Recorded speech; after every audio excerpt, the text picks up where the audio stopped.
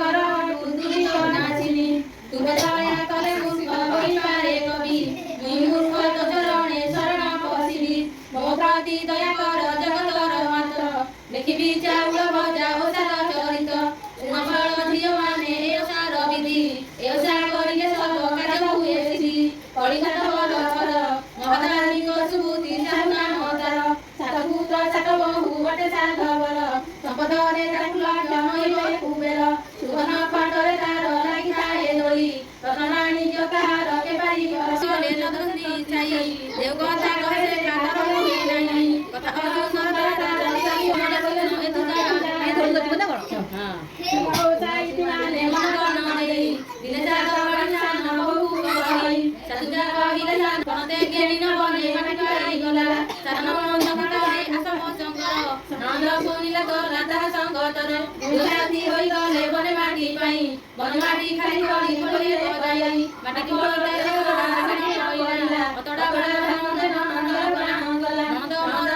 देखि जाई ए बोलछि बे ना खाते दा कोन इबे धरछि दोसिरो मोर भइया मु कोन करी मते आगो जे मा देई घरकु काई कि जीवी मरिबी मुएणे नीलदा जीवन की पाथिब कारणे घरकु गले लाणी पचारी बे मते की कथा कहिबी मोहि चाहे रामानंद भजन न परि बसाई नंद नंद देखिले माने बेटी सेई ध्यान बहु कांति कांदन कहि धर्मकु एते अपवद देलु आणी मो कर्मकु विपद पर विपद देलु मते आणी सागर रामाने हेबे भगारुणी साधव भगवंत दई होइया अस्थिर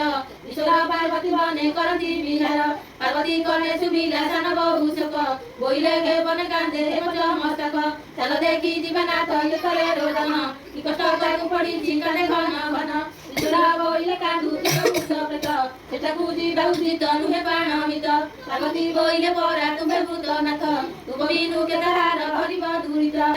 प्रवेश होइले सान बहु सन्निधाने ईश्वर बोइले कि पाकांदु अछु झिय फेडी सबु कथा कह तुलाई सन्देह सान बहु कहे मते विपद तेतिमाई घर बने रोदन करुछि ईश्वर बोइले दूर करिबी तो दुख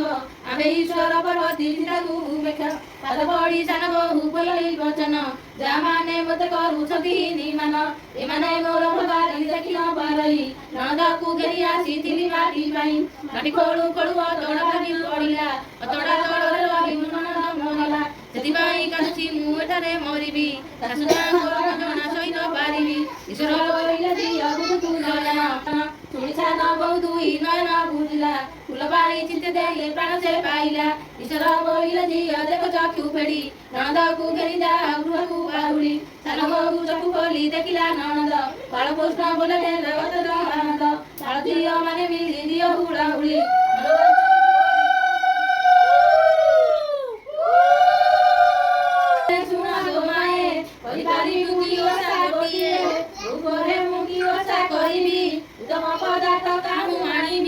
ईश्वर बोइले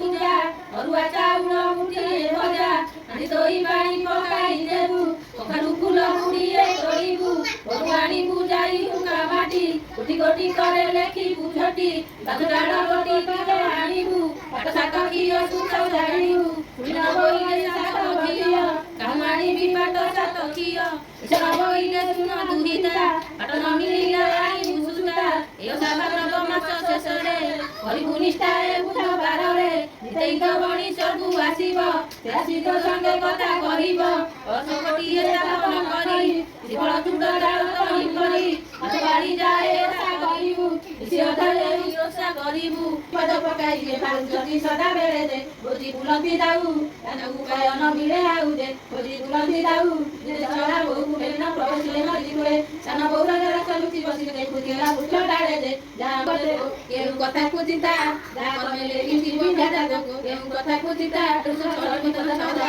आपना श्रम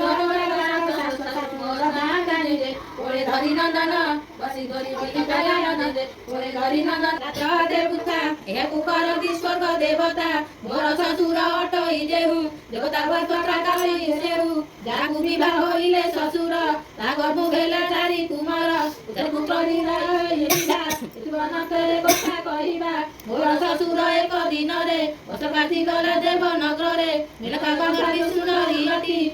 ମୋ ଶ୍ୱଶୁର କଲା ପ୍ରୀତି ତା ଗର୍ଭରେ କହିବଳା ଗର୍ଭ ବୋଲି ନିଆତି ପଳା ଭୋଗ କରିବୁ ବିଭୂତି ଦେଇଥ ଗଣି ଏହା କହିଲା ସାତ ବର ବହୁ ତାହା ବୁଝିଲା ସେ ସେମତେ ଠାକୁର ତା ଶୁଣି ଛଜା ଓଷା ଗମନ ନାନାଦି ପଦାର୍ଥ କଲେ ଗର୍ଭ ମନ ଏଇପରି ଦୁଇ ଚାରି ପାଳି ଓଷା କଲେ ପାଳି ହେବ ବୋଲି ମନେ ବିଚାରିଲେ କୁଟିଲେ ସେନା ପାଞ୍ଚ ବିଷାତେ ଝଡ଼ିଆ ପାଞ୍ଚ ଗୋଟା ଗୁଡ଼ ପାଞ୍ଚ ବିଷ ଓଦା ପାଞ୍ଚ ଫଳ କୁଟା ସାନ ବୋହୁ ତାର ଢିକି ଶାଳ ଖରଗିଲା ଚୁନା ଖଣ୍ଡ ସବୁ ନେଇ ଯତନେ ରଖିଲା ଗୁଡ଼ ଖବରକୁ ସେ ଆଣିଲା କଚାଛି ଅଧା ଚୋପା ନଡ଼ିଆରୁ ଆଣିଲା ସେ ରଖି ସେନା ପାଣି ଯାହାକୁ ପକାଇ ଦେଇଥିଲେ ତହିଁରୁ ମେଚାଏ ଖୁଣ୍ଟି ଆଣିଲା ଗଠୋଲେ ଲୁହା ହାଣ୍ଡି ଗୋଟି କଲେ ଠୁଳ କଲା ବାଳି ନାନା ବଳି ପିଠାକୁ ଜିଲା ସେ ପାଞ୍ଚ ପାଳି ତଜା ଚଳିଲେ ଘରକୁ ସାନ ବୋହୁ କହି ଆପଣ ରସ୍ତକୁ ହାତ ପିତା ଭାଇ ଭଉଣୀକୁ ଡାକି ଆଣ ପିଠା ମୋର ଖାଇବେ ଯାହାକୁ ଦକଣି ତା ଶୁଣି ସାନକୁ ଗଛକୁ ଡାକି ଆଣି ଢିକିଶାଳରେ ବସାଇ ଦେଲା ପିଢା ପାଣି କଦଳୀ ପଦରେ ପିଠା କରିଲେ ଦେଇ କଲା ଖାଇବାରୁ ସମସ୍ତଙ୍କ ମନ ତୋଷ ହେଲା ଆଚମନ ସାରିଗଲେ ଆପଣା ଭୁବନ ଆନନ୍ଦରେ ମନ ତୋଷ କଲେ ବେନିଧନ ଅନ୍ୟ ଛଅ ଡାକି ଶାଶୁ ଶ୍ୱଶୁରକୁ ପତ ପାରି ପ୍ରସାଦ ଦେଲେ ଖାଇବାକୁ ଖାଇଲା ବେଳେ ଦେଖିଲେ ନାହିଁ ଚେନାପୁର ବୁଢ଼ ଖବରା ତହିଁରେ ଅଛଇ ଅପାର ବାପ ପୁଅ ଉଠିନ ଧଇଲେ ଟେଙ୍ଗା ବାଡ଼ି ବୋଇଲେ ବୋଇଲି ମାନେ ଯାଉ ଘର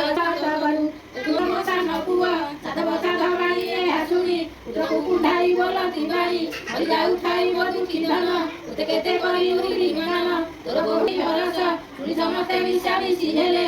ଆନନ୍ଦରେ ରହିଲେ ସବାଇ ପାଇଁ ରହିବାକୁ ଦେଲେ ସେ ଖବର ପିତାମାତାକୁ ସୁସ୍ଥରେ ଖାଇଲେ ସମସ୍ତେ ଦୁଃଖ ପାଶୋରିଲେ ପାର୍ବତୀଙ୍କର ଆଜ୍ଞାରୁ ଭଜା ଓଷା କରିବାରୁ ରାଜା ହୋଇଲେ ସେହି ତାଙ୍କ ଦୁଃଖ କେଣେ ଗଲା ଉଭାଇ